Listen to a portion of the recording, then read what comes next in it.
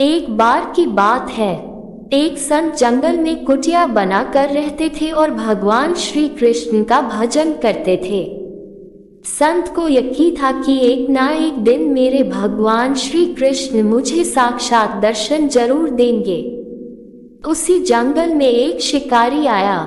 उस शिकारी ने संत की कुटिया देखी।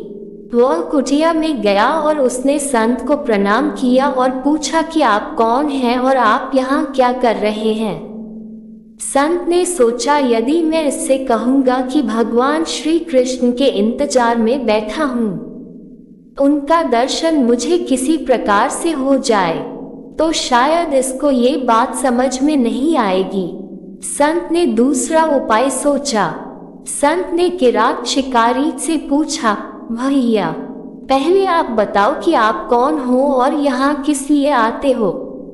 उस किरात ने कहा कि मैं एक शिकारी हूँ और यहाँ शिकार के लिए आया हूँ। संत ने तुरंत उसी की भाषा में कहा, मैं भी एक शिकारी हूँ और अपने शिकार के लिए यहाँ आया हूँ। शिकार ने पूछा, अच्छा संत जी, आप ये बताइए आपका शिकार दिखता कैसे है? आपके शिकार का नाम क्या है? हो सकता है कि मैं आपकी मदद कर दूं। संत ने सोचा, इसे कैसे बताओ। फिर भी संत कहते हैं, मेरे शिकार का नाम है। वो दिखने में बहुत ही सुंदर है, सांवरा सलोना है, उसके सिर पर मोर मुकुट है, हाथों में बंसी है। ऐसा कहकर संत जी रोने लगे। किरात बोला, बाबा रोते क्यों हो?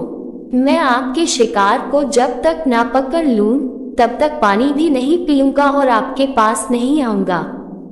अब वह शिकारी घने जंगल के अंदर गया और जाल बिछाकर एक पेड़ पर बैठ गया। यहाँ पर इंतजार करने लगा। भूखा प्यासा बैठा हुआ है। एक दिन बीता, दूसरा दिन बीता और फिर तीसरा दिन। भूखे प्यासे किरात को नींद भी आने लगी। बांके बिहारी को उन पर दया आ गई। भगवान उसके भाव पर रीझ गए। भगवान मंद मंद स्वर से बांसुरी बजाते आए और उस जाल में खुद फंस गए। जैसे ही किरात को फंसे हुए शिकार का अनुभव हुआ तो तुरंत नींद से उठा और उस सांवरे भगवान को देखा। जैसा संत ने बताया था, उनका रूप हूबहू वैसा ही था। वो अब जोर जोर से चिल्लाने लगा, मिल गया, मिल गया, शिकार मिल गया। शिकारी ने उसे शिकार को जाल समेत कंधे पर बिठा लिया और शिकारी कहता हुआ जा रहा है, आज 3 दिन के बाद मिले हो, खूब भूखा प्यासा रखा, अब तुम्हें मैं छोड़ने वाला नहीं हूँ। शिकारी धीरे धीरे कुटिया की ओर बढ़ रहा था।